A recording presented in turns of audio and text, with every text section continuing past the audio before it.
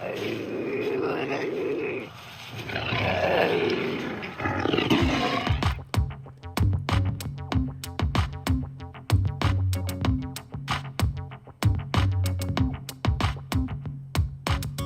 blast off in my time machine. Third eye feeling like an Evazine. Blast off, blast off, blast off, blast off. Come blast off in my time machine. Third eye feeling like an Evazine. Blast off, blast off, blast off, blast off. Blast off on another amazing episode of the Hyper-Anomalous Esoteric Research Organization podcast, aka HEROparanormal, broadcasting from the base camp, Space Wolf Research, just south of the old Sherman Ranch in Utah. My name is Ryan, the anomalous ambassador of the airwaves, bringing you an out-of-this-world episode today. Before we get to the goods, I'd just like to let listeners know if they haven't subscribed to HEROparanormal on Patreon, well, you're seriously missing out. Missing out on a ton of early releases and content behind the paywall. You can also keep up with episodes at HEROparanormal.com on Podbean. And please, please, please subscribe to HEROparanormal on YouTube. Although they have hit me with strikes and seem unwilling to monetize the podcast, no matter the amount of listeners, I've been told liking, subscribing, and sharing the podcast on your social media will help reverse the shadow ban and break through the algorithms of control. Many thanks in advance. On to the goodies, the good stuff. On today's podcast, we have the one, the only, Grant Cameron, discussing a book that is close to my heart because it features, as one of its sky pilots, or people who fly UFO craft, a close friend of mine, a friend named Ron Johnson, and he is the real deal. Grant Cameron's book that we will be discussing is a barn burner, and it comes highly recommended. It's a great read. It is UFO Sky Pilots, Pilots of Peace and Oneness. For those who don't know Grant, he is with White House UFO and is a Canadian UFO investigator and author who was honored as the International Researcher of the Year at Leeds Conference. Grant has been involved in many projects. Dossiers Mystère, UFO, UFOs and Consciousness, Unveiling the Truth, Hangar 1, The UFO Files, Ancient Aliens, Alien Abductions and Paranormal Sightings Real People Reveal, Their Stories, and many, many more than I can even mention. Grant has received awards as UFO Researcher of the Year at UFO Congress. He is also mutual friends with other folks I adore, which are the Bledsoes. Grant became involved in ufology as the Vietnam War ended in May 1975, which is the month and year I was born. But the synchronicities and coincidences don't end there. He is very much interested in consciousness research and the Uinta Basin of Utah and its enigmas, UFOs, and high strangeness. Cameron has become an authority in UFO research since 1975 due to his innumerable accomplishments and contributions.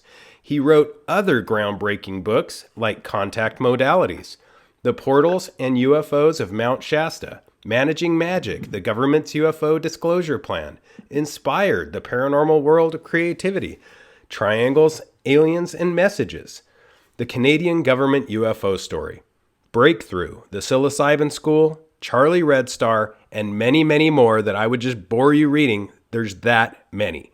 Now, after experiencing a mental download, Grant's research really took off, and he has been, as you will soon find out, 10 steps ahead of the mainstream UFO research community ever since. Grant, welcome to the HEROparanormal podcast. Well, thank you, Ryan. You make me sound famous. I guess I better live up to my reputation here.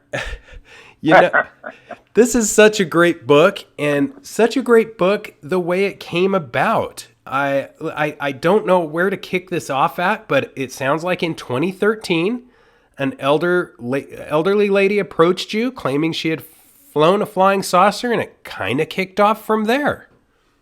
Yeah, I kind of thought she was absolutely insane when she told me this. I mean, because the first thing that popped into my head when this lady, who was probably in her 70s, um, told me this, I first thought of Saudi Arabian women. That's the first pop into my head. That at that point they were still not allowed to drive a car unless there was a man in the car with them. And I thought, like, they let you, like I said, they let you fly the flying saucer. This makes no sense. Why would they let you fly the flying saucer? And then she said, "Oh, I've flown 3 different models." And I said, "Really?" I said, "Well, how do you fly a flying saucer?" And that's what she said. You do it with your mind. And then it all sort of made sense that in 2012 I had this download the same time that Ray Hernandez had his experience with his dog being healed, and the same time that Chris Bledsoe had first encountered what he called the lady. And they all happened within weeks of each other. And so I immediately realized that this had to do with consciousness, and I had this consciousness download in 2012 in February, and I had made this shift to consciousness. And when they asked me to talk to this lady, I didn't know what it was about. And so when she said, "You do it with your mind," then I realized, oh, that's because I've given this lecture on consciousness, and they want this woman to tell me this story about consciousness. And that's what the important part of this whole story is that once this lady, whose name was, I'm going to forget her name, Pam Dupuis, came to me, these people started coming to me. It wasn't sort of like I read about it, because if you look on the internet, there really is nothing much written about this. But I started to get these people that would run into me, and one example was your friend Chris Bledsoe, and a good friend of mine. And I'm talking to him. I talk to him the odd time about different things, and I was talking to him, and somehow this subject came up, and he said, "Oh, I've flown the flying saucer." And I said, "You flew it too?" I'm like, it was like I run into another person. I go, "You flew it too?" And he said, "Oh yeah." I said, "Well, stop, Chris. Don't say anything. I'm going to phone you, and I want to tape this whole thing. You just start from the beginning and go to the end." And I knew that he was probably going to do what the other people at that point had done, and just like read off this sort of off a cue card. They were all telling me basically this same bizarre story, and that's the key part about it. Is this is a very, very, almost like Jacques Vallee calls it, the fact that UFO stories are absurd. They don't make any sense. And this is the same thing. It was absurd that all these people were telling this story, because if you wanted to tell a story and get away with it, that you were on a flying saucer and you'd been abducted or whatever, the last thing you would bring up is, "Oh, they let me fly the flying saucer." That makes no sense whatsoever. And so these people are all telling me this. So when I talked to Chris, he went through this whole scenario of what people say. And then this is the sort of the cue card version of what happens. They are invited onto the ship, and Chris described that when he was to go on the ship, he realized that the inside of the ship was way bigger than the outside. And he looked back at the outside, and it was the same size. And he looked inside, and it was huge. And we can discuss that later. That's another part of the pattern that people have, is this idea that the craft can be as big as they want it to be on the inside. So Chris said he went in, and these beings were there, and there was a pedestal in the middle of the ship, was sort of the control center. And it had what he described as like a beehive, which was sort of like black plastic, sort of a black plastic, I guess. And he was told to put his hand on this beehive that was on this pedestal in the middle of the ship. And he put his hand on there, and then he said he took his hand off, and you could see where his hand was. And he said it looked like a CD-ROM with the colors of the various waves going through it, and you could see where his hand was. And then he said the inside of the ship started to change. And he talked about these hexagon shapes inside. And there's one other woman who did the same thing. And I was just floored when she talked about these.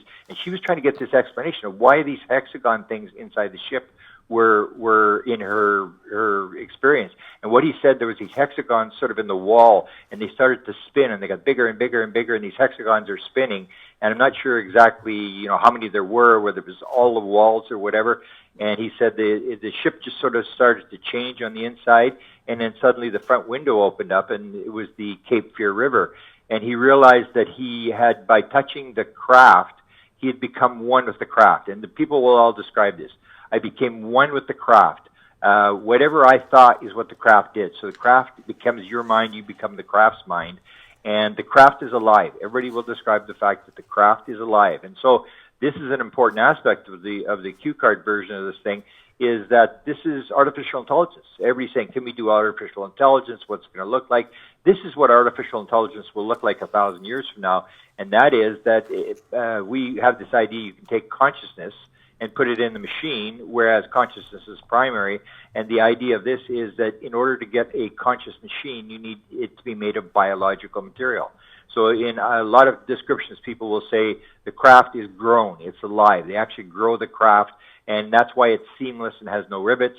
That's why on the inside it looks like it comes out of a mold. People will say it has these sort of curved, there's no 45-degree angles inside the ship, and it's almost like this thing is built out of a mold. And so people will say this craft was actually alive. Some people actually gave it a name, and they could sort of communicate with it.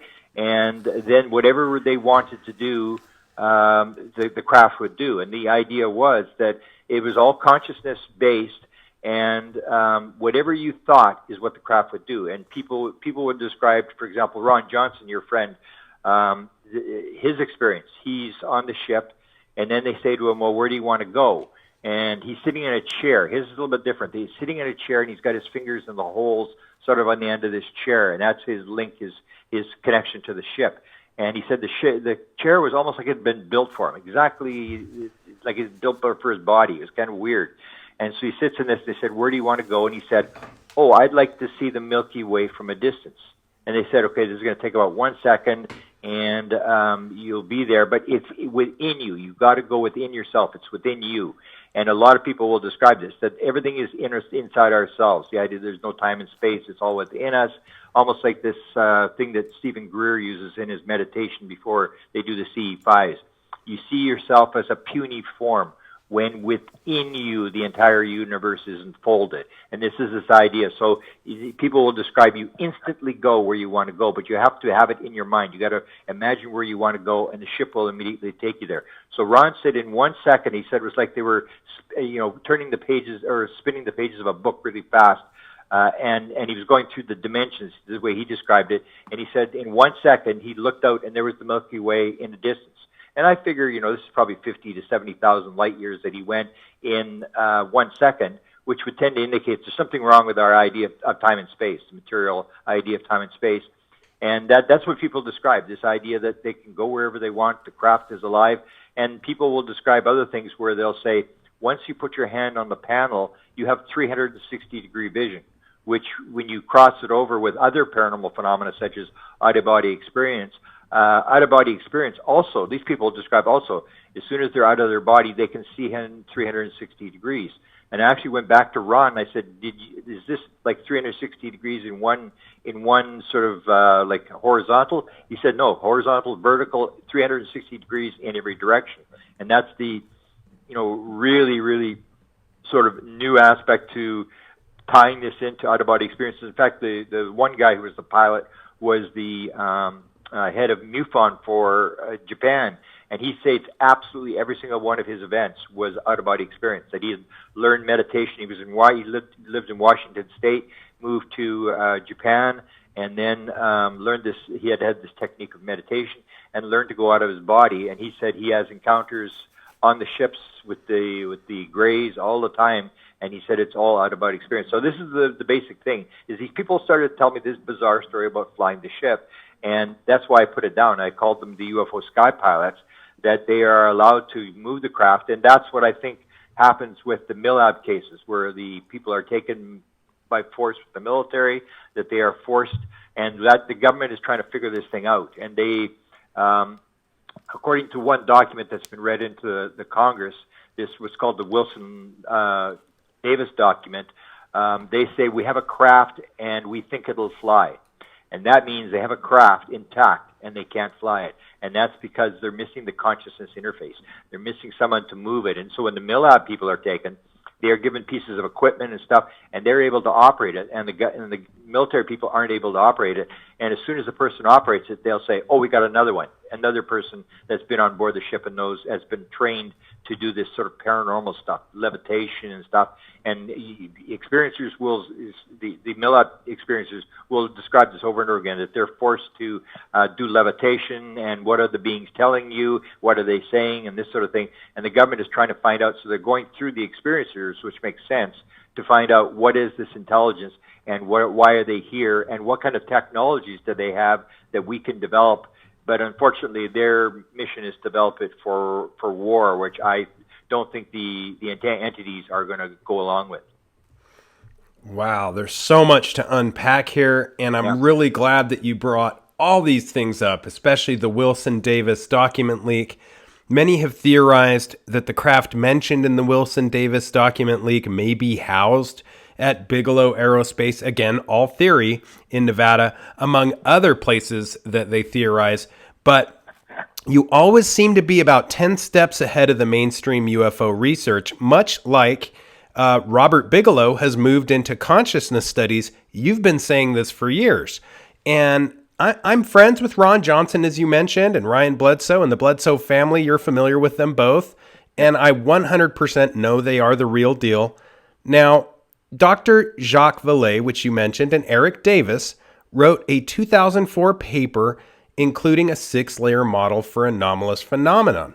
And in this paper, the two men pointed out that the various levels of the phenomena based on 30 years of research for Davis and 66 of research for Vallee, that there was layer 1, the physical layer 2, the anti-physical, layer 3, psychology of the witness, layer 4, physiological reactions experienced by the witness, layer 5, which is what your book really delves into, the psychic element as pointed out in parapsychology literature, and layer 6 is cultural. But the level that your book really focuses in on, peels all the layers of the onion back, is level 5. And it's the most challenging, in my belief. You know, everyone believes in this material world, this nuts and bolts worldview. You are peeling that all back. And I need to ask you, what have been the similarities that you found in your investigation and research of these UFO sky pilots? What do they have in common? Well, I mean, I guess they're all experiencers. They're all been on the ship, and we call them the sort of the experiencers. And they will have added psychic abilities, abilities to heal. Chris Bledsoe has that. They are all Roger Lear, who did the 17 alien implant. He removed them. He was the doctor in Los Angeles. He was asked, what's common between all the people who had the implants removed? And he said they're all experiencers, they're all right-brain creative people, and there's tons of them in Hollywood.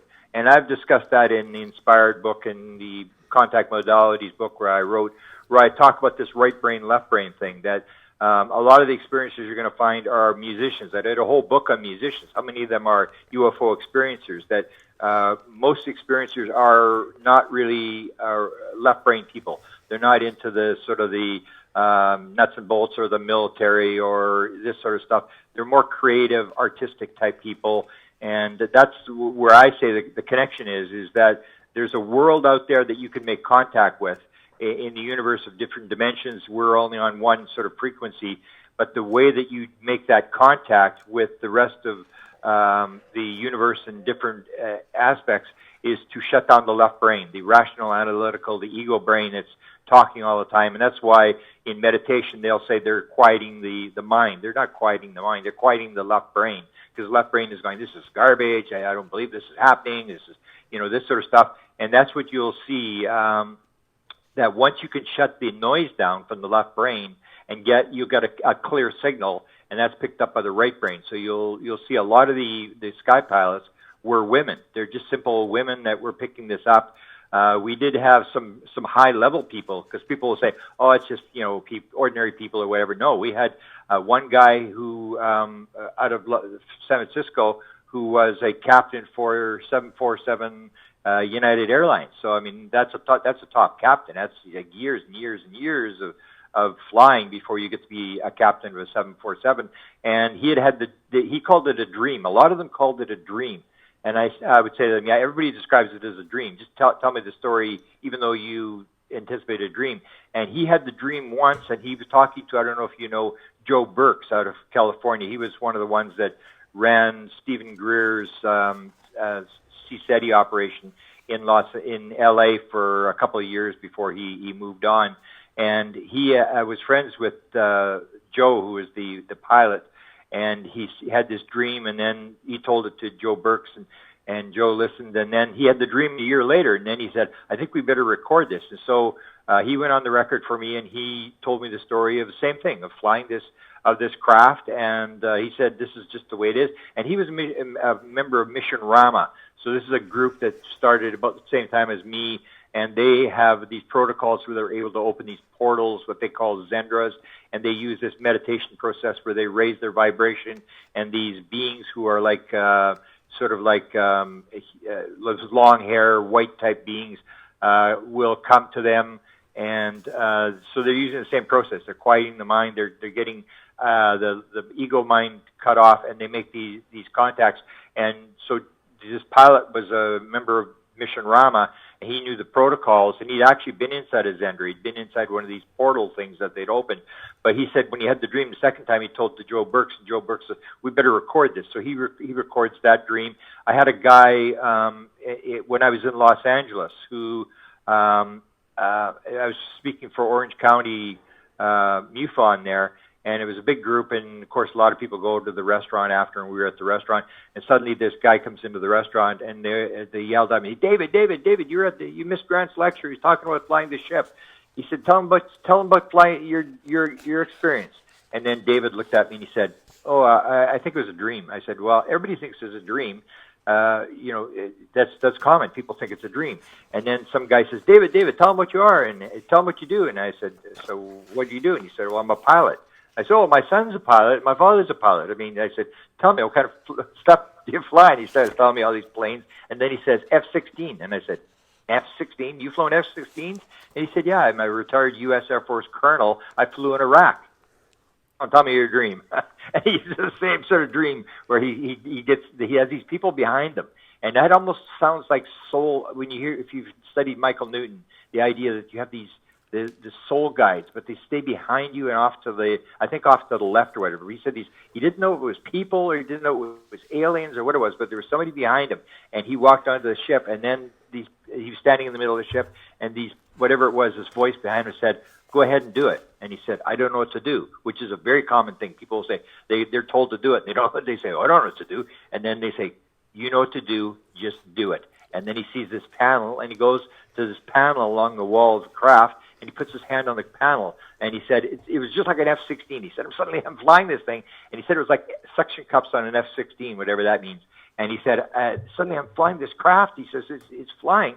And I take one hand up off the panel, and I'm waiting for the UFO to stall. I'm going to put my hand back down, and nothing happens. And then I take my second hand off the panel, and he said, it's still flying, and I'm not touching anything.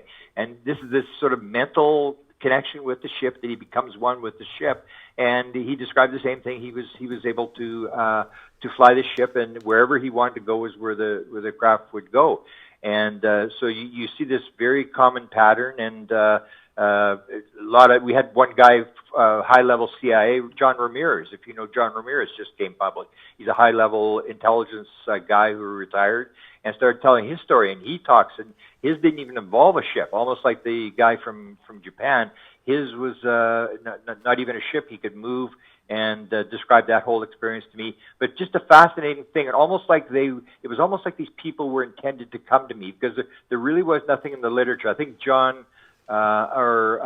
David Jaques had one case that he described in his book with this woman, and he described it as an experiment. Oh, they're just experimenting with her, because hers was she's flying the ship, and she looks down, and there's human beings chasing this alien, and she's to rescue the alien. And say, rescue her, and she's I don't know what to do. You know what to do. Just do it. Fly down there, and she flies the ship down and rescues this alien. And so David Jaques said, they're playing with people's minds and stuff like that, which may be what they're doing. They're teaching you a lesson of psychic phenomena, of the power of the mind, that it's all within you, the whole universe is within you, this sort of thing, and playing this little game of being a ship. But whatever it is, people are telling exactly the same story. It's almost like you can just say, okay, next, you know exactly where they're going to go with the story. And the other key thing that I should point out is this idea that once you're one with the ship, then you can detect the ship.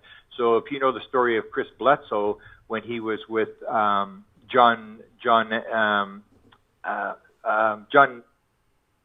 Alexander, comes to visit him. And John had visited all sorts of paranormal witchcraft people, and also he'd been around the world looking at all this paranormal stuff, and he was did his PhD on near-death experiences, and very well skilled. He went to study Chris, because that's the whole idea. If you want to know what's going on, go talk to the experiencers. So he went with Chris, and they're standing just on the top of the hill near the river where Chris was abducted. And when he flew the ship, he said he was flying it down the Cape Fear River, and he's going, yahoo! And he's sitting cross-legged in the ship, just looking out the window, and he was flying this ship down a couple feet off the river.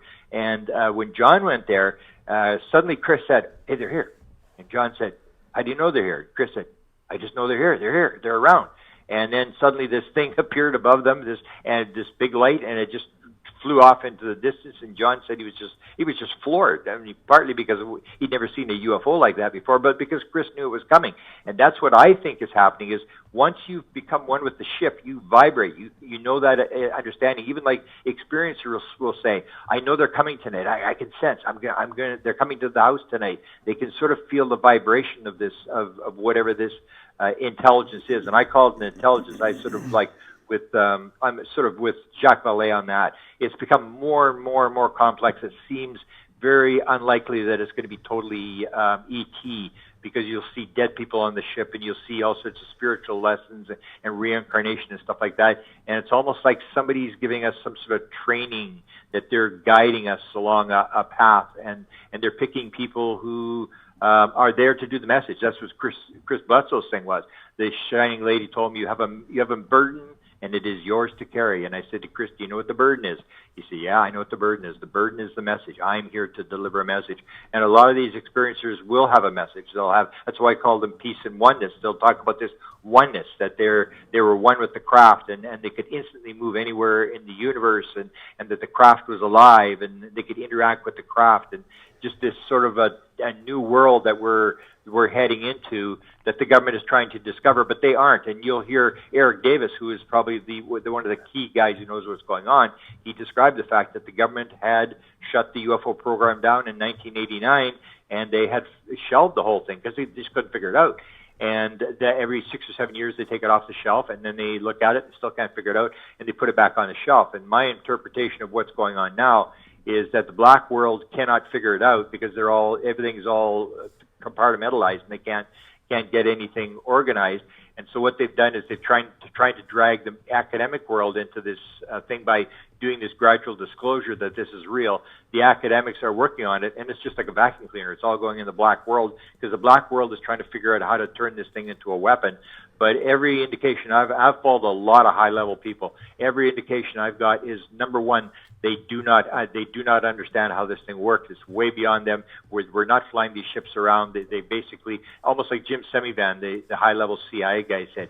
He said there is so far gone. He said there does not even appear to be a there. I mean, and he had an encounter with the beings in his room, and so they don't have any abilities to do this. But the one thing that they did seem to have abilities, which I would say may be possible, is that the government does understand portal technology. They do have some ability to move people around through these portals.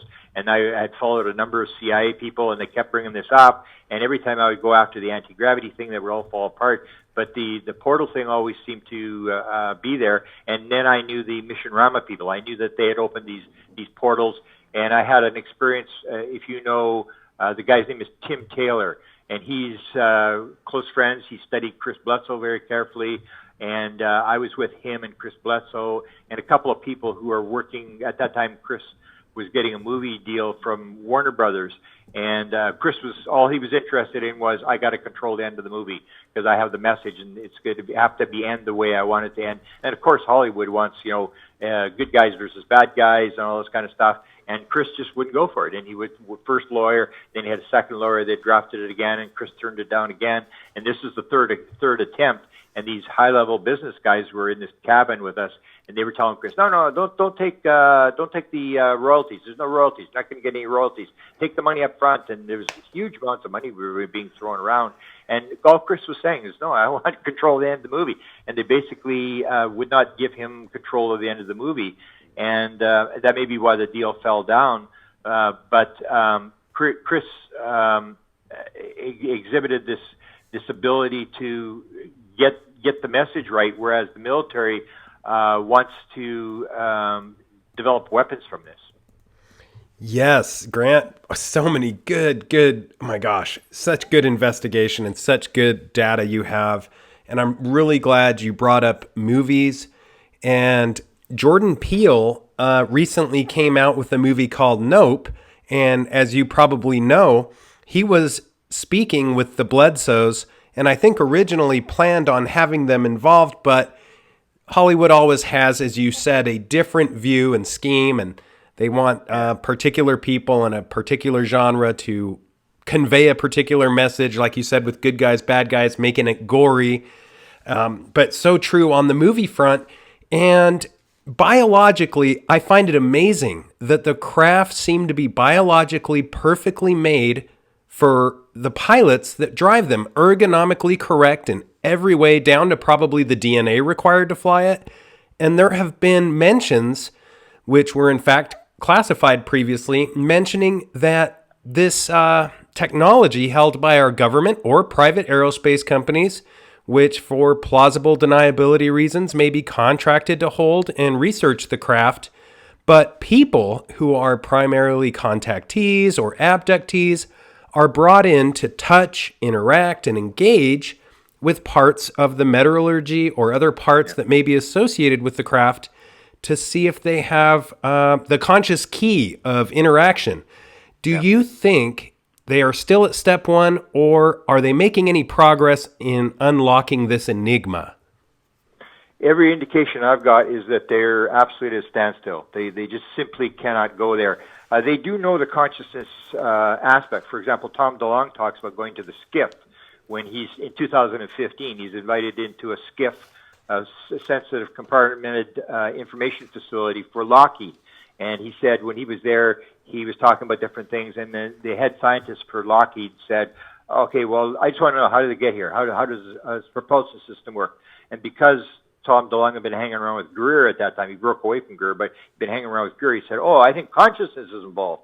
And he said, suddenly the scientist lights up, and he said, that's all the guy wanted to talk about for 45 minutes was consciousness, the head scientist for Lockheed. So they understand the consciousness, but it's in terms of actually trying to unlock it. I don't think you hear these things like Hal Puthoff, Jacques Vallee, and Kit Green all met at a Denny's restaurant. They've actually confirmed this when I put it out, that this actually did take place. And it's called the core story. And the core story is they were looking and saying, well, there's all this stuff, we don't know what to believe. Like, how do you know what's actually going on? And they came up with the core story of what's the core story of what we think is actually going on. And it is that we are being interacted by some sort of intelligence. And we've got hardware, we've recovered hardware, and we're not having any success at reproducing the hardware. And it's this consciousness thing that they basically can't figure out. And that's why they're going to these experiences. And that's why when you take a look at the big thing, the Bigelow contract had nothing to do really with UFOs as the way I see it. Is the OSAP program, the money was given, there was ATIP was working there, but ATIP didn't even have an office in the Pentagon. But the OSAP program was meant to study, I say, Skinwalker Ranch. That's what they wanted to do. There's even I'm doing a book on ports and manifestations, which is coming out shortly, and that's on the ability to move objects around and make things appear out of the ether or whatever that you'll see in physical seances and psychics and UFO experiencers and stuff like that. And so this aspect of the consciousness, they just can't get there. They can't go there, but they do know that it's involved. So when they awarded the contract for OSAP, this $22 million, they went to Skinwalker Ranch. Now, what were they interested in Skinwalker Ranch? There really was not many reports of UFOs. There was reports of orbs, cattle mutilations, apports, things of disappearing, reappearing, like the woman comes home with all her groceries in these bags, and she puts the bags on the counter, puts all the groceries away, goes to the next room, comes back, and all the groceries are back in the bag. That kind of stuff. That's what they were trying to figure out. And they were trying to figure out, like the original DIA guy that went there to to look whether they were going to do the contract. Said he sat down and Bigelow was sitting across from him. The Bigelow's head scientist was sitting off to the side, and he said suddenly this thing appears, this metal thing appears behind Bigelow, and he said, I'm the only one that can see it. My vantage point, it was exactly where I could see it, and nobody else could see it. And he looked away, and then he looked back to see maybe he was hallucinating, and no, it was still there. And that's the guy that awarded the contract, because they wanted to go in there, and the big story I think that they really liked was the bulls. If you know the story at Skinwalker Ranch, that the guy said, "Oh, hope they don't mess with my bulls." He had these 4 prize bulls that were worth huge money, and he goes running out of the house in the corral. The 4 bulls are gone, and he goes, "Oh no, my bulls are gone! I got my bulls!" And then he's looking around, and he sees this trailer, and it hadn't been open for years. It had this lock on the trailer, and he went, I wonder if they put the bulls in the trailer. And he opens the lock and opens the trailer, and these bulls are stuffed in there like sardines. And then they just panic and they just destroy the trailer. These 4 bulls. That's what they're trying to figure out. How do you put bulls in a trailer through the metal? And the other thing that they wanted to do was they wanted to figure out the ability to move stuff around. And they actually there's a 1974 document that I referenced. A DIA document from 1974 where they talk about apportations. And they say, if we can develop this technology, we can go into the enemy. We can take their documents, bring them here, photocopy them, and put them back where we found them, and the enemy will not even know we were there. That's the kind of stuff. So they're trying to get the technology. How do you make stuff disappear? How do you make it reappear? Or the incident that everybody's famous with is the incidents with the Special Forces guys. So these Special Forces guys, they're armed. They're hunting the Skinwalker. They're on the property. They're brought in by Bigelow. And, of course, they run into the Force, which basically actually talks in their head. This is part of the story that is not in the Skinwalker book. They hear this voice in their head, and it says, "Leave, you are not welcome." And these guys are just absolutely petrified. They feel this cold and this sort of feeling of evil, and they back away and they go home, and that's when they have these orbs follow them, and their kids are haunted by these orbs, and the wives, and they're seeing these dogmen and this horrible thing. And basically it's a reflective type thing where Brandon Fugel, who's the new owner of Skinwalker, says there's a reflective nature to this phenomena. So if you're hunting it with guns, if you're having a bad day and you go onto the ranch, get ready, you could have a real bad experience. And so when Brandon Fugel flies in with his helicopter to the ranch, he says they pray as they're going in. And he said it's reflective. Be very careful. Or George Knapp said, those that were the most aggressive to the phenomena at Skinwalker had the worst experiences. So there's this reflective nature to the phenomena that it can be very, very damaging. And be very careful. I always make the joke: don't take a gun to a CE-5. But I did actually have a CE-5. These people in Georgia, I just interviewed them, and they said these 2 guys went into the portal and they were injured. And I'm working very heavy on this, whether people get injured and good versus bad demons or aliens. And I said to them, "Oh, they were injured? What happened?" She said, "Well, the one guy, he died shortly after that, and the other guy, his cancer came back." And I said, "Oh," I said, "well, you talked about when you're at the CE-5, you all have guns, because there's, rattlesnakes and there's all such stuff. So everybody brings a gun to the CE-5. I said, "Were these guys armed when they went into the portal?" And she said, "Oh, yeah." And she said, "They were Special Forces guys." And I said, "Well, thank you. That sort of explains why, if they were injured, that you can't be going into somebody else's world and bringing your guns with you." And even the one with, I taught reference the good versus evil thing with the Rendlesham Forest, where one guy is injured. John Burroughs is injured. And I always asked John, and I asked everybody, I said, okay, so why was John only injured? If this is a radioactive type force that was given off when this craft sort of flared up, that's what happened. This thing was over the hill, and it suddenly flared up, and they hit the ground. And I said, why was John the only one injured? Why weren't the other 2 guys injured? They were right there, too. And then the story was told by the 3rd guy that was in the back, Cabanzac. And Cabanzac said when the thing flared up, Peniston yelled, "Open fire," and John pulled his gun. And so John Burroughs was injured. And I say, this is a reflective property that if you decide you're going to try to shoot it down like the Cubans did. The Americans had a story. They actually intercepted a communication where a UFO was coming in over Cuba, and they were listening to the 2 guys talk, and they were told, take it down. And the front guy locked on, and as soon as he locked on, they could hear the wingman saying, he's gone, and the plane just totally disintegrated, just gone like that. And this is all picked up at U.S. Air Force Intelligence. And Stanton Friedman got on it, and the FBI was involved. They went and threatened one of the investigators to shut up about this, because the investigators were saying, if you don't talk to us, we're going to the Cuban embassy to get this story. And that's when the FBI showed up. So the government watches all this kind of stuff. They're trying to get it in behind the scenes. The unfortunate thing is they're trying to get it, turned it into weapons. Whereas when we had the Canadian thing, the Canadians want to do it different. The Canadians don't want to do the military threat thing. They want to do a scientific investigation. And the high-level people that I talk to in the United States just aren't interested. We're not going to help you if that's what you're going to do.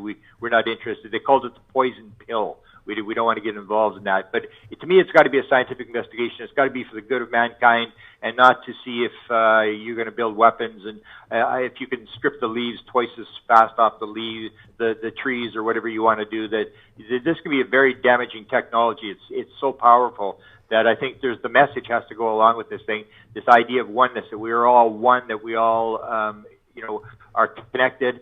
And that you can go anywhere in the universe you want. It's all here now, but it has you can use it for good or you can use it for evil.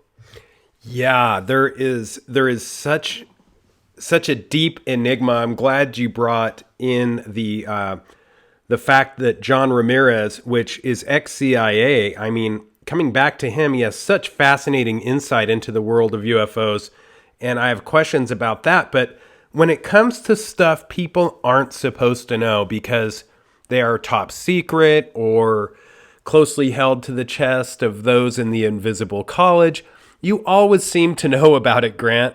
For example, your knowledge of Timothy Taylor, who I always call Travis Taylor the designated decoy, not to take away from his knowledge or accomplishments. I mean, in fact, Travis Taylor, he and I have a lot of things in common, especially as far as experience in events we have both witnessed in the area. But getting back to American Cosmic and the player that was known as Tyler Durden, this is a closely held secret. You know all this stuff. And getting back to the craft and the metallurgy, or metamaterials as they call it, many believe that this metal is the key or the breadcrumbs to a larger pattern of reality. People act as if they have this blazing evidence that they have found. They usually send it to Jacques Vallee. And I believe, and I'm pretty sure that you may believe, that they or our friends who control the craft or intelligence in charge of it are actually dropping these breadcrumbs on purpose. What are your thoughts, and why are they doing that? Yeah, that's one of the things I brought up with Jacques Vallee when I interviewed him, is that if you listen to the question was asked about crashes to Bob Bigelow, and he said, well, yeah, Roswell happened. He said, but this happened other places. There was one in Russia, there was one in China, there was one in South America. He said, I think they're seeding them around the world. I think they're seeding them. And other people have sort of described the fact, and so when I met Tim Taylor, he was a friend of my friend here in Winnipeg, as a businessman. That's how I got invited. And they had been to the crash site. My friend had talked to Tim Taylor at a UFO conference. He said, we're going to do this dig at this UFO crash site. Do you want to come? And so Tim Taylor said, yeah, sure, I'll come. And they went. And as soon as he saw the honeycomb material, he apparently got very excited. He said, this is legitimate. And this is the one that they call the gifting field. And so there's this idea that this is stuff that's being dropped on purpose. And if you read American Cosmic by Diane Pasulka, she says that when they get there, again, it's this reflective aspect. She said when we got there, and Gary Nolan was with them, they changed his name, but it was Gary Nolan, they were blindfolded and taken to this site, which I know where it is. I've actually got photographs of the site. And then they took their blindfolds off, and she said the first thing they did is Tim Taylor started to pray. And they built an altar, and she said that there's all these altars built, and it's a government property, and all these altars are built there by all these people that come on, and they all will do this praying thing and build an altar before they go on the site. And Tim Taylor had referred to it as the gifting field, and that's the idea that they're dropping this stuff, that they're sort of not giving you the whole thing, but they're giving you little pieces that sort of get us to figure it out for ourselves. They're not here to solve our problems and to, all this kind of stuff, but they drop this kind of stuff because this stuff's been dropping all the time. So when I said to Jacques Vallee, I said, Jacques, I said, this is crazy. Even the whole thing with, you mentioned, the early days where they were working with Uri Geller, and that's when they had the apport where in the ice cream where Uri Geller bites down and he gets this pin, and it's Edgar Mitchell's flight pin that he'd lost 2 years before in Houston. He said, where'd you get that? I lost that 2 years ago. And then when they were back in the lab, and there was Edgar Mitchell and Hal Puthoff were in one room, Uri Geller was in the other room, and all of a sudden, dink, they hear this sound behind them. They look behind them, and the back part of the pin had just fallen out of the ceiling behind them. So I contacted Hal Puthoff, and I said, because Hal was working on this metal thing too, and I said, Hal, come on, this is not the metal. This is gifting stuff. You had it happen in your lab. This is apports and manifestations. This stuff's falling. Even like Holt, who was the head of the Rendlesham Force thing when that happened. He was the commanding officer there. He had an apport fall. He was in America, and a British pound coin dropped out of the ceiling and rolled and hit him in the boot. And he said that changed his whole life. When that happened to him, he said it was just floored by this thing. So you have this. I said to Jacques Vallee, I said, come on, Jacques, this is crazy. I mean, this stuff is falling all the time. And actually, the first case was not the 1947 June case with his pilot. I can't remember his name. It was actually the Maury Island was 3 days before that. The UFO thing actually starts with this huge explosion with this Maury Island stuff falling out of this UFO that explodes in Washington, and you see this over and over again. Even we had a piece that we found in the collection of James McDonald. We were in looking at the files in Tucson, and there was one came flying out of the sky in 1939, embedded in some guy's garden, and he gave it to his wife, and they actually brought the piece to NASA in 1967 to analyze this piece. It was 99% nickel. That nothing was built at that time in the sky that was 99% nickel, and it had a metal core running through the middle of this thing, and it just came out of nowhere. So I said to Jacques Vallee, I said, come on, Jacques, this looks like they're just dropping this stuff to play with our minds and to give us little hints and stuff. And Jacques said, oh, I think I was the one that came up with that term. So they all believe this. They all know that this stuff is not. I even said to Jacques, I said to Hal, I said to Jacques, I said, come on, this doesn't make any sense. I mean, you come from another galaxy and you fly, through mist stars and black holes, and you're avoiding all this, asteroids and stuff, and you make it all the way here, and then pieces start falling off the craft. Come on, this is not. They're dropping this stuff on purpose, and so they'll show you stuff like, I think they've got some technology there, like in terms of understanding that this metal is being built one atom at a time, and they're layering this stuff down. Now that kind of stuff they can figure, but in terms of building the craft, they're always going to be missing that component of consciousness to turn the thing on. That you can have the metal. But you're always going to run up against this roadblock of consciousness, and that's the whole thing. That's the material world. I had a download experience in 2016 where I was told, if the world is made out of little nuts and bolts, that's one world with certain rules and regulations. But if the world is made out of consciousness, that's a completely different world, and all the rules are going to change. And so people think, well, we have the brain creates consciousness, and anybody who's had an out-of-body experience knows that's not true, because you can look back at your body and you can see your brain, you can see your head, and where's your consciousness? It's not in your head. Your head is in your consciousness. And so this is the part that people miss, is that there's this the world is made out of consciousness. That consciousness creates matter, not the other way around. So people have this idea, we're going to get a machine, we're going to get this consciousness whatever it's made out of, we're going to stick the consciousness in the machine, but it's the other way around. Consciousness creates machine. It's almost like God did not create the heavens and the earth. God created the sparks of the divine, and we are the ones creating the heaven and earth as we move along. We're creating it through our consciousness, and so whenever you think of something, the world becomes a more magnificent. It becomes more complex.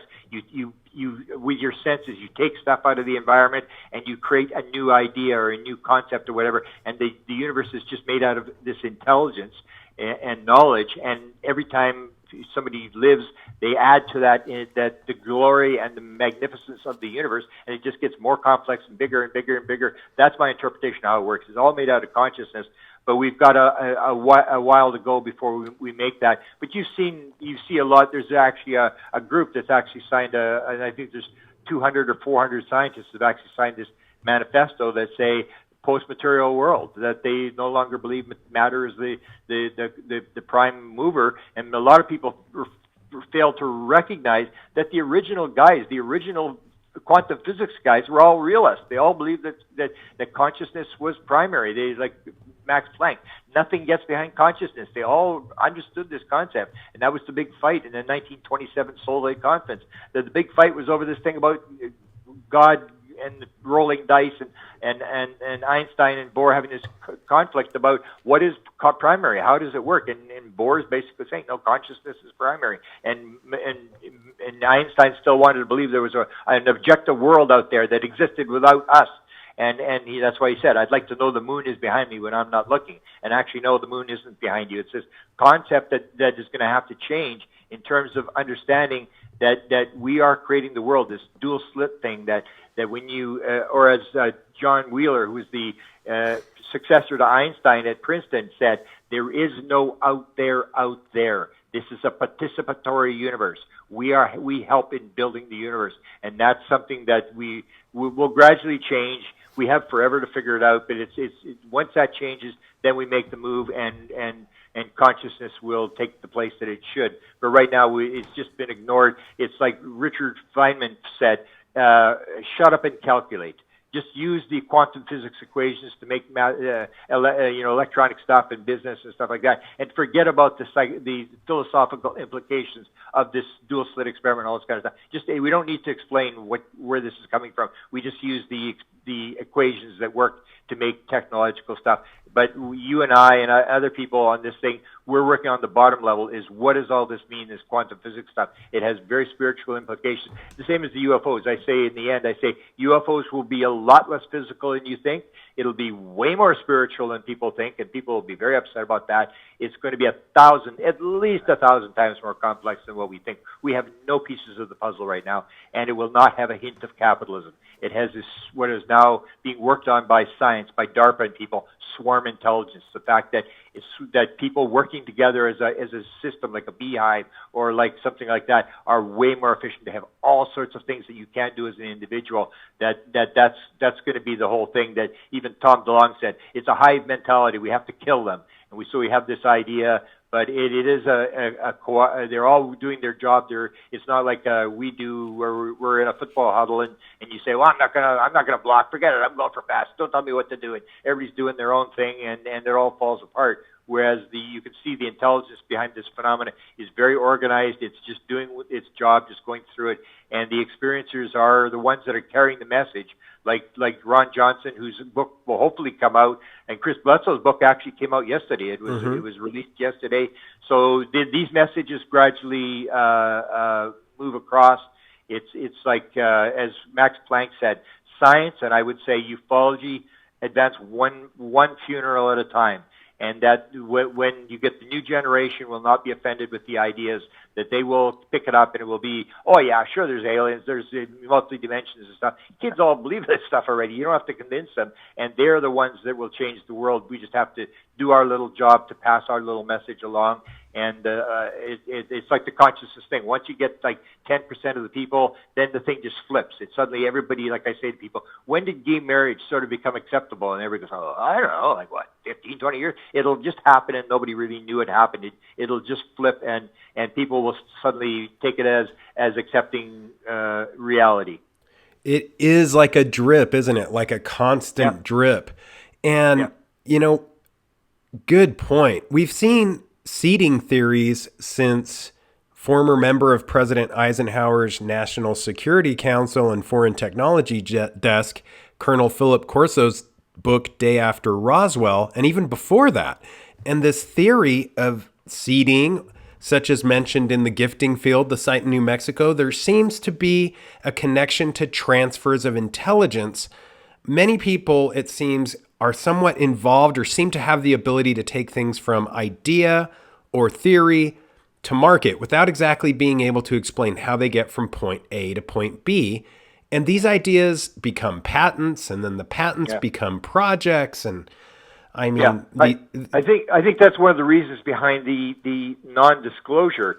Is I was listening to there's a podcast on DARPA, just about DARPA projects, and DARPA, I said since 1990, is the organization that'll be working heavily on this thing, because they work on the leading edge, and they had said that the one guy they interviewed had 101 patents. And one of the people that we've talked about earlier in the show was Tim Taylor.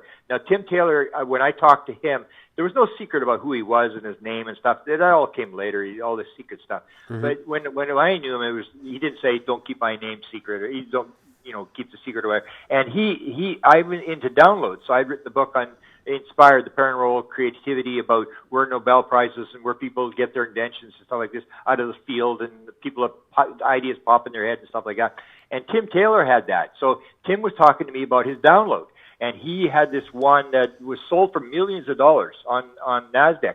And he gets, if you read American Cosmic, he has this system of downloads where he'll sleep for 8 hours, then he gets up, and then he says, you got to go back to bed for 1 hour, and you sleep for another hour. Then he gets up, and he gets a big glass of water, and he goes and sits on his deck in Florida, and he drinks his big glass of water in the sunshine. And he said at that point they start talking to him. And so he's got 40 patents from the intelligence. He believes it's coming from the intelligence behind the UFO phenomena. And the first one, he said to me, he said, Grant, he said, that idea I got, and it's in American Cosmic, where he gets taken to the Pentagon, and then this one-star general yells like, "Who can have this idea?" And then they all point at Tim Taylor. Tim's going, I thought he was going to get an award. and that one they actually put on the space shuttle. Tim told me that he was trying to get on the space shuttle. It has to do with metal not interfering with joints, where the tissue and the joint will work together. And she said finally a scientist signed off on it, and they put it on the space shuttle, and it worked. And so then they developed this, and this huge company was sold for millions of dollars. And Tim's now got 40 inventions, and they're all medical inventions that they're giving him. So he claims that these 40 inventions have been given to him, and there's a lot of people who will claim that they're given, like even Betty Andreasson. I asked, her husband was all upset the government was watching him and her and tapping the computer. And I said, well, are they giving your wife, is the aliens giving your wife how to fly the ship? He said, absolutely. She draws diagrams. And I said, well, are you surprised the government's watching you? Of course they're watching you. And they're trying to figure it out as well. So yeah, people are getting these inventions, and that's what I say in terms of invention. People think it's smart people. It's usually people that get these inspirations. They're really not smart. They're just right brain people that can cut off. Same as most musicians, top musicians can't read and write music. They're very right brain. Reading music is a very left brain thing that you practice scales and stuff like that. Where Paul McCartney said, I've never done a scale, nor do I ever intend to do a scale. It'll ruin my music. And he can't read music, and they just sit there and wait for this song to come. Same as Tim Taylor, and Chris Bledsoe gets a lot of messages, and a lot of experiencers will tell you that they get messages. They can tap into the field. There's all these books that are coming. I'm trying to help these people publish books, and people like Ron Johnson who have a lifetime of experiences that basically they want them to put this book out. And that happens over and over again. And I'll talk to people, and I'll say, do you think you have a mission? And they'll say, oh, absolutely, I got a mission. They'll say what the mission is, or they'll say, well, I think I got a mission. I'm not sure what it is.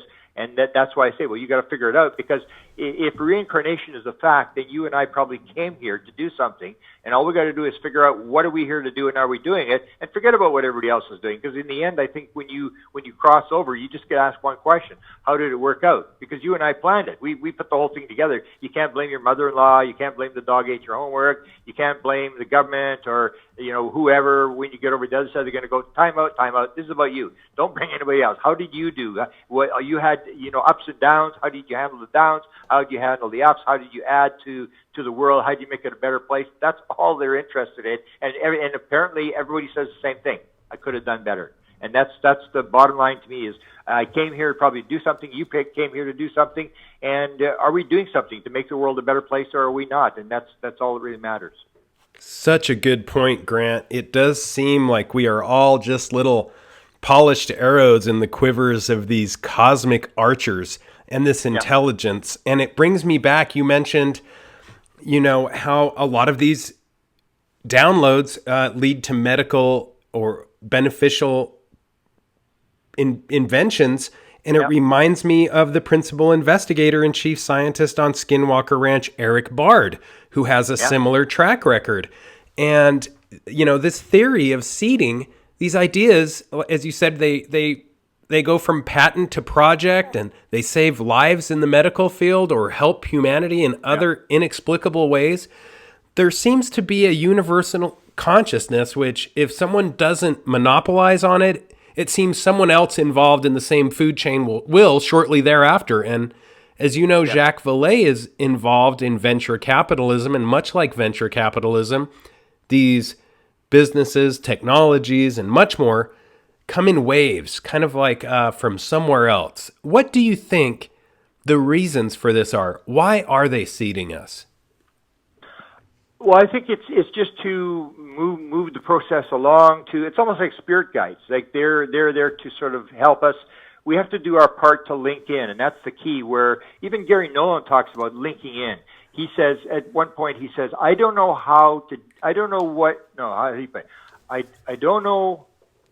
what it is, but I know how to do it. And I was just listening to another interview where he's talking about this, and I can understand when they start talking about inspiration and downloads, because I've had it myself. And I don't think even Gary Nolan knows about it, but he talks about this thing where he'll work through the problem, and then he'll write it down on a piece of paper and put it beside the bed, and he said either the next morning or within the next couple of days, that question will be answered in his head.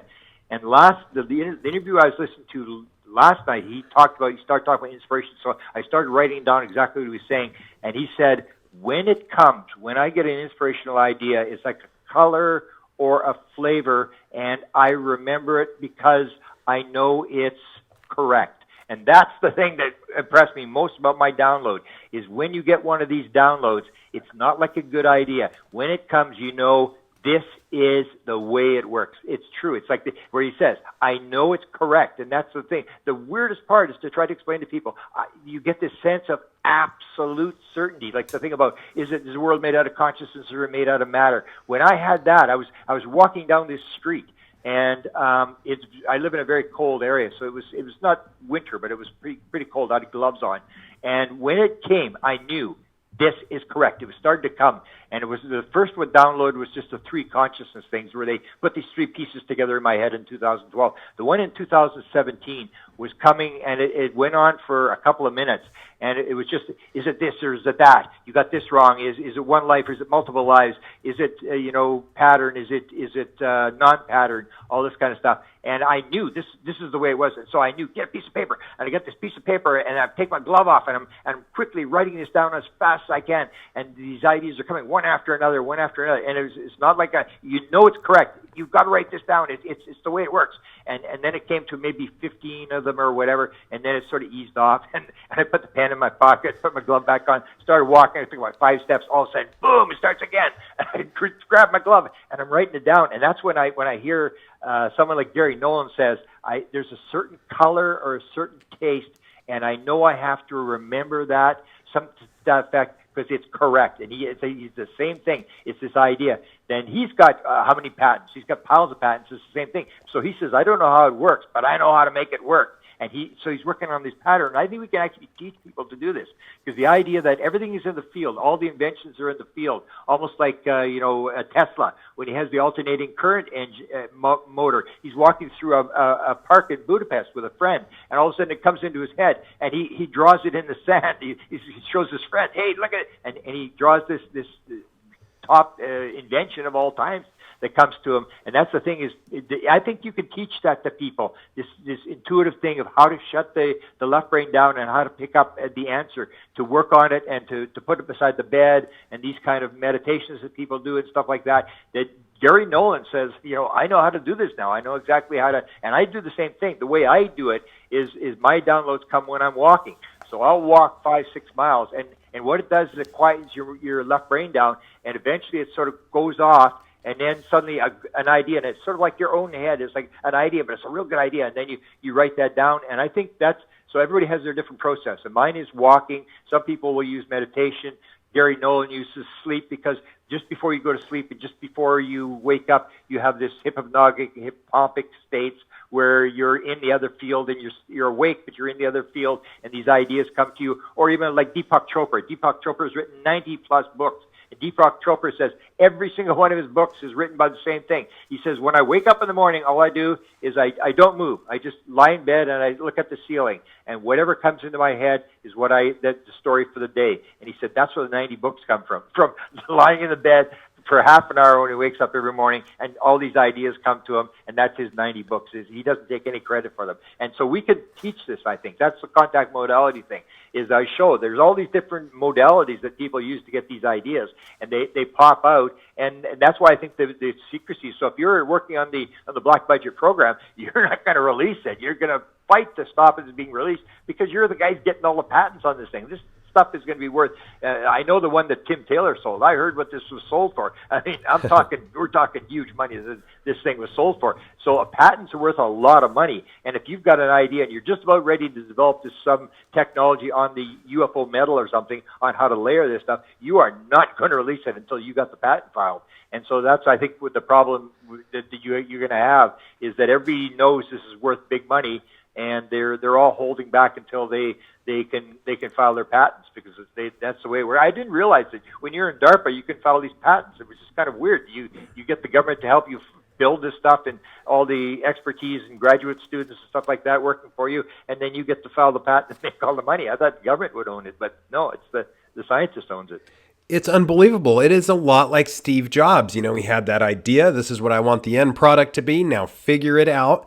And Tim Taylor, I mean, he has a book that I read called Launch Fever, which is a great read, subtitled An Entrepreneur's Journey.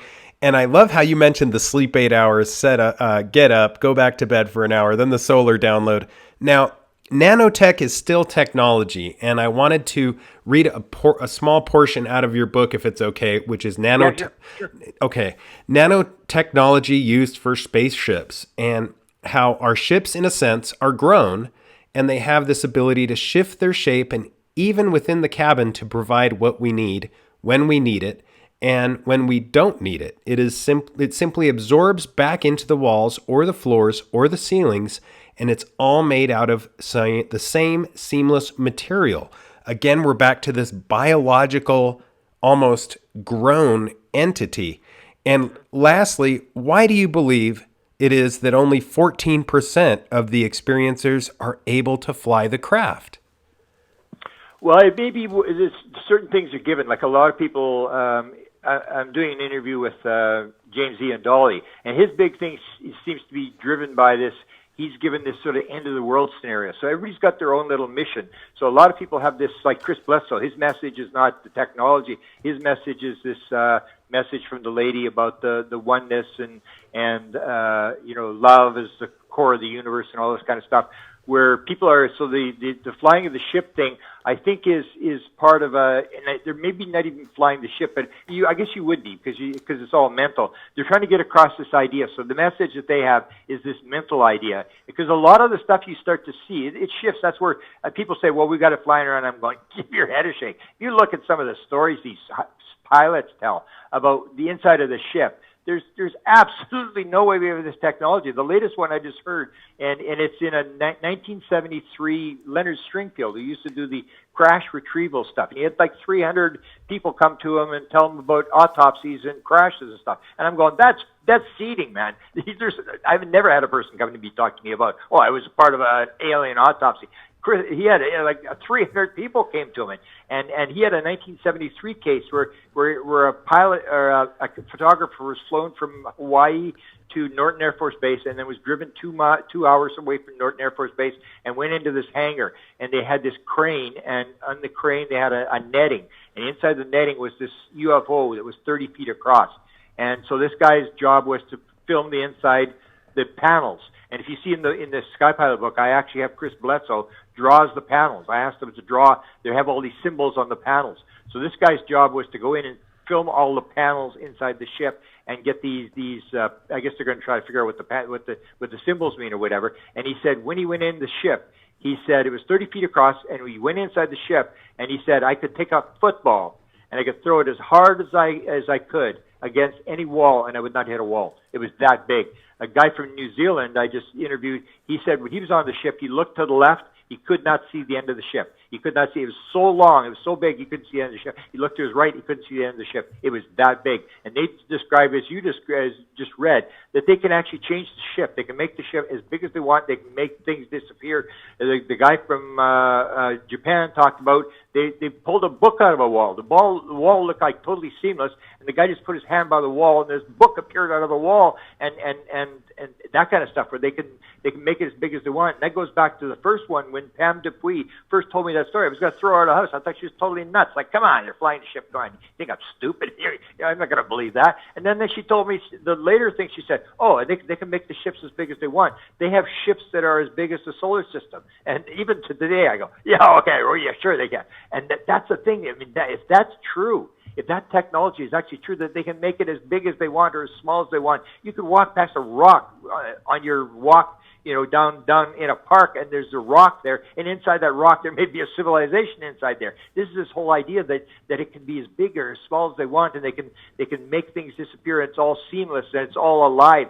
And that's the key thing I think people have to realize, is that when you're going to have AI, when you're going to have this kind of stuff, it has to be alive. It has to have biological components to it, because biological components like even an atom or like a small insect, you think they're stupid. They've got all sorts of, only a bee has only 1 million neurons, and they can do all sorts of things that human beings could not even begin to do. They can count, they can describe exactly how far things are away, at what angle to the sun. It's just the more you look at them, the smarter they look. And it's this biological aspect that biology is able to take in from the environment, is able to absorb and then make it bigger, add to it, and bring it out, and make the world just keeps getting bigger and more complex and more intelligence and this sort of thing. So all the biological material is doing it, and metal, unless you have the biological element to this thing, you won't. And I think that's what Kit Green, not Kit Green, well, I guess Kit Green's involved too, but what they're trying to do is they're trying to look at the DNA, whether you can change the DNA. And to me, it's the idea, if you can get the DNA and you can input different things in there, maybe you can input how a bird flies.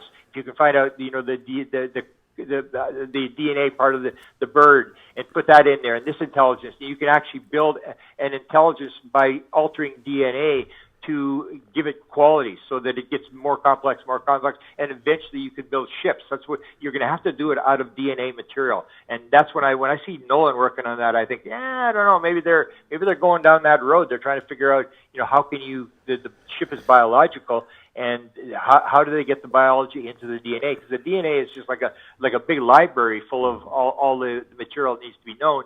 And if you can add into that and add components to that, or if the beings can show you how to do it, or you can get their DNA, or they can get the metal and figure out how it's done, I mean, that's the key. But I think we're so far away. I said at least 1,000 times more complex. The more you look at it, the more complex it looks. And when 1975, when I started, all it was UFOs, and they're probably from some other planet, and they're made out of nuts and bolts. They got an engine in there, and they accidentally came here. And there's been 4 abductions. There was Travis Walton in '67, a police officer, Pascagoula, and Travis was abducted the same year as my experience.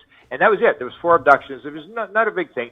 Now it's like, all this abduction, and then you start wondering, is abduction actually abduction? Because nobody ever sees anybody being abducted. Are people being abducted, or is this a mind thing? Or is it all mind thing? Is it all, out-of-body experiences? Is it all mental? Is there even a physical world? You start getting into that stuff when you look at the very complexities of UFOs, and you start to wonder if there is even a physical world, whether it's just made out of consciousness, this sort of stuff. And there's no way we're close to that yet, because we still are in this sort of paradigm of the material world that has given us cell phones. And we think that, if you're a mystic in a Buddhist guy who has all these ideas about how the Maya works and all this kind of stuff for the Hindus, he can't build a cell phone, so he's stupid. We have this idea that if you can build material, then you're smart, but anything philosophical that really doesn't count for anything. It's that material domination which is slowly shifting, which I think with the new kids coming in with Star Wars and the ideas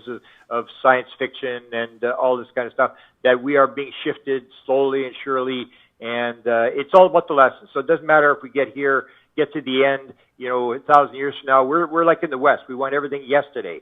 But here it could be 1,000 or 10,000 years. It really doesn't matter. It's the journey. Are you actually learning something? Because it's you and I coming in, and we may come in as the evil alien next time, or we may come in as the, whatever, the gray or whatever. Because I always say to people, if they start maintaining the grays or reptilians are evil, then I say, well, if you're born next lifetime as a reptilian, are you now evil? No, it's just about the experience. Like, they're learning, we're learning, everybody's learning. You're living these things, and you may come back as your greatest enemy the next time to learn the lessons that you needed to learn about him. And it's all about lessons, and all. It's all just there's a comedian that I always try to never remember his name, but he was a comedian. He died very young, and he talks about the ride. It's called The Ride, and he says life like a ride. He says, you get on, it's like a roller coaster. You get on there, and it's so real. You actually think this is actually happening.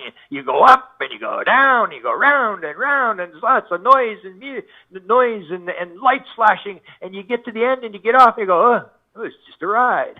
And that's what life is. It's just a ride. You go up and down and round and round. You learn things, and you don't learn things, and then you get off, and it's a ride. You get off the stage, as Shakespeare says, all the world's a stage. All the men and women are but actors. They have their entrances and exits, and each man plays many roles. So we're playing, as I say to people, you are not the actor on the stage. You are playing an actor on the stage. Because you were King Henry VIII in grade 12 doesn't mean you're King Henry VIII anymore. You just played it. It's just a role. And when you leave the stage, you're going to leave that role. Almost like Whitley Strieber's wife came back to him after she died. She said, Whitley, I am no longer Anne, but I will always be Anne to you. She's on into another life, and thanks for the life we played, and I played Anne in your life. Thank you for that experience, and that's what it's about. So experience, it's about learning, it's about adding to the universe, adding to the intelligence, adding to the magnificence of the universe. Take it in, experience it, and create something, and make the world a better place, and that's what it's all about. So true, Grant. And I love that comedian too, the legendary Bill Hicks.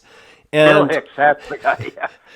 Speaking of legendary, this has been great. The UFO sky pilots of peace and oneness. And there's more than 50 witnesses that have told you the exact same details. In this book, you present over 36 UFO sky pilots that you've interviewed about their experiences. They all say the same fantastic story with similar accounts. The witnesses range from average civilians to retired Air Force colonels, and the accounts in this book seem to support the fact that consciousness is crucial to understanding the UFO mystery. Such an amazing contribution as far as a book is concerned, Grant. It's another mind-blowing book to add to your list about the research and investigations you do, and you bring this all so altruistically to all of us. Your work is greatly appreciated by myself, and I hope countless others. Where can listeners get your book? Where can they keep up with your work and keep up with your efforts? Well, Ryan, I don't have a website anymore. I used to have the website, and then I took it down, the presidential one, because once I made the shift, and it was very complex, and I couldn't run it. So Presidential UFO is my Facebook site, where I'll post stuff every day. Grant Cameron, at Grant Cameron is my Twitter account. And I have a YouTube, White House UFO YouTube, where I interview people. And I have a podcast which is called Paranormal UFO Consciousness Podcast, where I interview a lot of the sky pilots. On my Paranormal UFO Consciousness Podcast, if you go to the first 12 episodes that I did last year, I have most of the sky pilots on there, or say 12 sky pilots. Chris Blesso is on there describing. So I actually have the interviews with these sky pilots, and you can actually hear them talk about it. And so that's what I basically do. And I don't really keep any secrets. I used to have sort of like high-level contacts, but they all cut me off because I can't keep a secret, can't keep my mouth shut. And I say, like the biblical thing, what profit of the man if he gains the whole world and loses his own soul. So I basically put everything I learn on my presidential UFO Facebook site, and people know you better, if you want to keep it secret, don't tell it to Grant, because he'll post it right away. I try to, anything I hear, I put up there, and that's where you can sort of keep on the latest stuff that I'm doing. and things that I think are important for people to learn, and the latest books that are coming out, because I have a whole series of books coming out. With the next one is this one on apports and manifestations, which is also very important because I go through the whole story of Leslie Kane talking about the hand that appeared in the physical seance 3 or 4 times that she encountered, and that's what I think they're doing. That they're able to come in like a physical manifestation that Leslie Kane from the New York Times saw appear as a hand, and she felt the hand, touched the hand. She said it was a real hand. It banged on the table, and then it just sort of disintegrated and went back where it came from. And I think that's what all these intelligences are doing. They can come into our physical environment, take our vibration, appear for a couple of minutes, and then go back where they came from.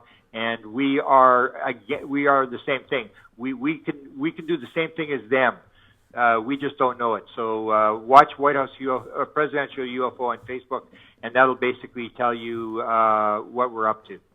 Thank you so much. Your work is greatly appreciated by myself and so many others. Have a very blessed day, Grant. Thank you so very much. Beautiful. Absolutely amazing conversation. I know we could go on for hours and hours about this, and maybe we will have another episode with Grant, or maybe I'll go on his podcast. We'll definitely have to cross that bridge when we get there. I would love to talk to him more because he is a fountain of knowledge when it comes to this stuff. The theory of seeding, how many people seem to be involved, the things they have in common. And sure, they or our friends, these cosmic controllers who control the intelligence or the craft involved, are dropping these breadcrumbs, not only of metallurgy and metamaterials, but also breadcrumbs of knowledge. And it seems that when it comes to this stuff, it's stuff people aren't supposed to know the whole picture. We're not supposed to have the complete picture in our minds. We just need pieces of the puzzle that probably are placed there and come together to create, interact, and engage with the entire conscious effort. And it brings me back to the universe in general, and a great quote from Edgar Cayce.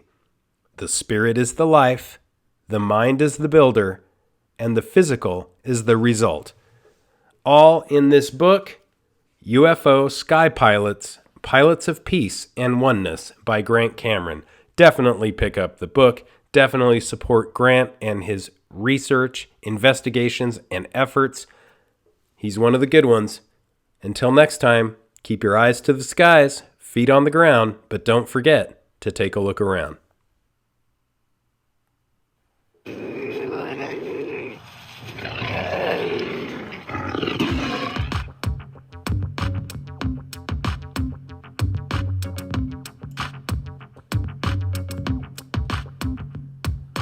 Come blast off in my time machine. Third eye feeling like an Visine. Blast off, blast off, blast off, blast off. Come blast off in my time machine. Third eye feeling like an Visine. Blast off, blast off.